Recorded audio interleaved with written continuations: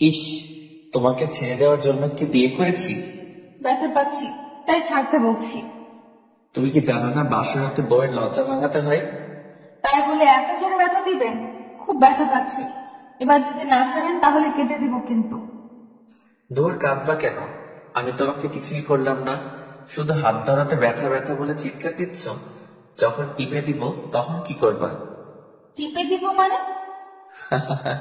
তুমি কি কিছুই বোঝো না? না, আমি তোমার ওইগুলো টিপার কথা বলছি। কাছে আসো, তোমার শাড়িটা খুলে ফেলি তাড়াতাড়ি। আমার যে আর ধৈর্য মানছে না। এই না, আপনি আমার কাছে আসবেন না, আর স্বামীকে হাত দিবেন না। আপনাকে ভয় করছে এখন। আর কি সব নোংরা কথা বলছেন? বউ এখন কিন্তু খুব খারাপ হয়ে যাবে। আজ রাতে স্বামী তার স্ত্রীকে অনেক আদর করবে, আগে থেকে ভেবে রেখেছি। আজ রাতে তোমাকে অনেকবার করবো, সারা রাতে একটু ঘুমাতে দিব না। করবেন মানে? কি করতে চাইছেন আপনি? এই তুমি চুপ করবা? এমন ভাব করছো মনে হচ্ছে কিচ্ছু জানো না, পুরা ইনোসেন্ট। আমার সামনে ন্যাকামি করবা না একদম। তুমি এত ছোট না যে করার মানেও বুঝতে পারছো না।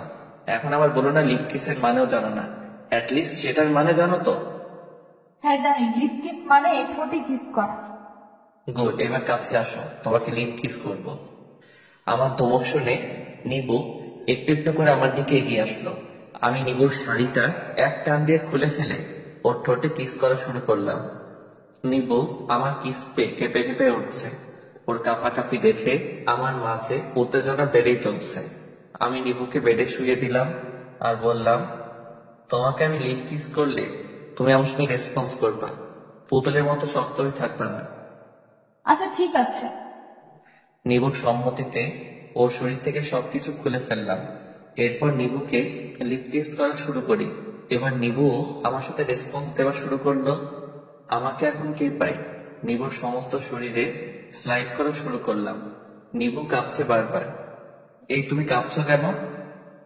শরীরের মধ্যে কেমন যেন করছে, তলপেটে শিরশির অনুভূতি হচ্ছে। নিবুর কথা শুনে না হেসে পারছি না।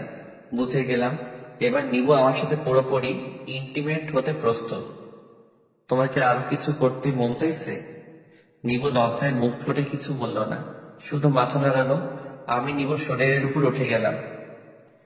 ব্যথা পাচ্ছি, আস্তে ঢোকান, আমি আর সহ্য করতে পারছি না। নিবু চিৎকার দিও না, বাড়ির লোকজন শুনলে আমাকেই সবাই খারাপ ভাববে। প্রথমবার এমন হবে, একটু ধৈর্য ধরে দাঁতে দাঁত চেপে থাকো। আচ্ছা আমি চিৎকার দিব না, তবে একটু আস্তে করুন। আস্তে করলে আর চিৎকার দিব না।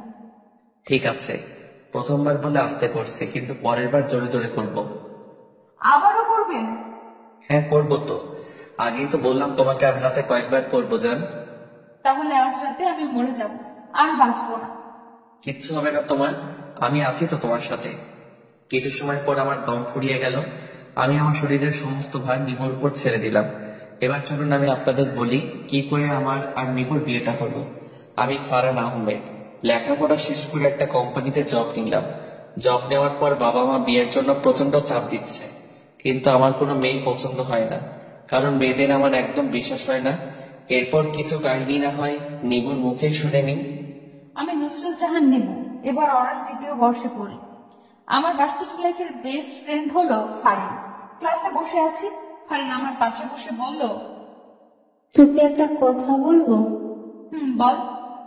আমার ভাইয়াকে বিয়ে করাতে চাচ্ছি, কিন্তু কিছুতেই বিয়ে করতে রাজি হচ্ছে না। ভাইয়া কোনো মেয়েকে বিশ্বাস করে না, সব মেয়েরা নাকি চিটিংবাজ, ঠকবাজ হয়। এখন আমি কি করব বল? তুই আমার ভাইয়ের সাথে প্রেম করবি আর ভাইয়াকে বিয়ে করবি। তোকে আমার ভাবি হিসেবে অনেক পছন্দ হয়। তোর মাথা খারাপ হয়ে গেছে? আমি কেন ছেলের সাথে প্রেম করতে যাব? কারণ আমার বাবা মা আমাকে সব ধরনের স্বাধীনতা দিলেও প্রেম করার স্বাধীনতা দেয়নি। তবে তোর ভাইয়ের জন্য আমি ভালো মেয়ে হতে দিতে পারি না, মানে তুই যদি চাস।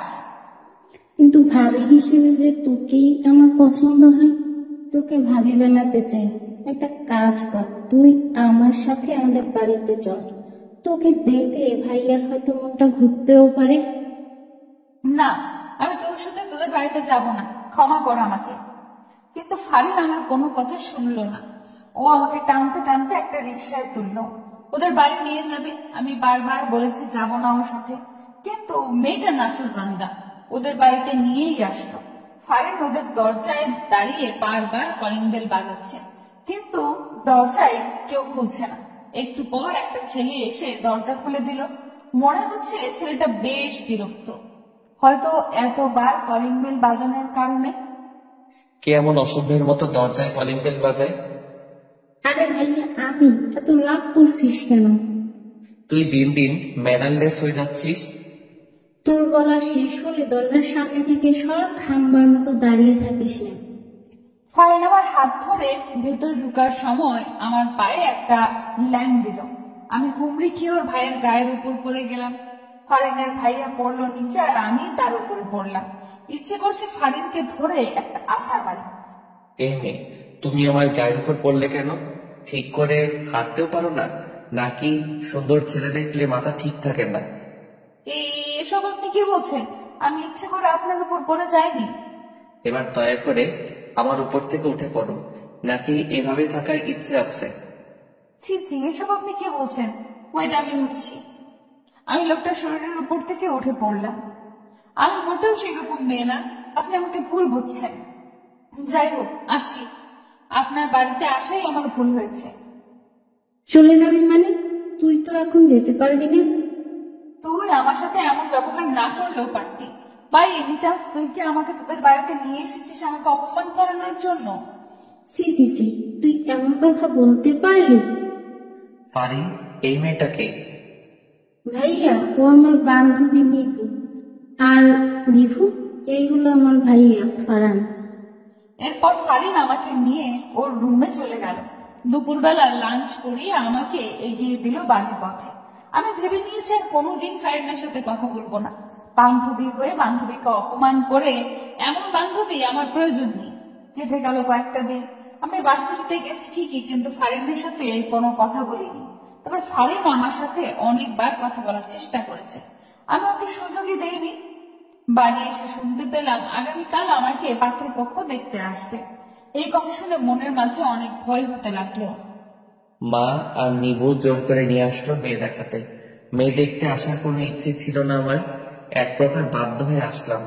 মা আর নিবু মেয়ের বাড়ির সবার সাথে হেসে হেসে কথা বলছে। মনে হচ্ছে কত দিনের চেনা তারা। মেয়ে মানুষ পারেও বটে, একটু সময় পরিচয়ে পর মানুষকে কিভাবে আপন করে নেয়। একটু পর মেয়েকে নিয়ে আসলো। মেয়েটার মুখটা দেখে চমকে উঠলাম, কারণ মেয়েটার কেউ না, সে হলো ফারিনের বান্ধবী। তার মানে ফারিন প্ল্যান করে নিয়ে আসলো এই বাড়িতে। ইচ্ছে করছে ফারিনকে তুলে একটা আছাড় মারি। কিছু সময় পর নিবু মাথা তুলল। আরে আপনি আপনি কেন এসেছেন আমাদের বাড়িতে? আরে নিভু, কি বলছিস তুই? আমরা তোকে ভাইয়ার জন্য দেখতে এসেছি। তোকে তো আগেই বলেছিলাম তোকে আমার ভাবি হিসেবে খুব পছন্দ, তাই ভাইয়াকে নিয়ে তোদের বাড়িতে আসলাম। এসেছিস, ভালো করেছিস। খেয়ে দিয়ে চলে যা। আর শোন, আমি তোর ভাইয়াকে বিয়ে করবো না, কারণ তোর ভাইয়া একটা অহংকারী লোক। এমন অহংকারী লোককে আমি কোনোদিন বিয়ে করবো না। মা, আমি এই মেয়েকে বিয়ে করব। মেয়ে আমার অনেক পছন্দ হয়েছে। যত তাড়াতাড়ি পারো বিয়ের ব্যবস্থা করো। নিবুর বিয়েতে না করাটা কেউ শুনলো না, হয়ে গেল আমাদের বিয়ে। আপনারা সবাই আমার আর নিবুর বিবাহিত জীবনের জন্য দোয়া করবেন।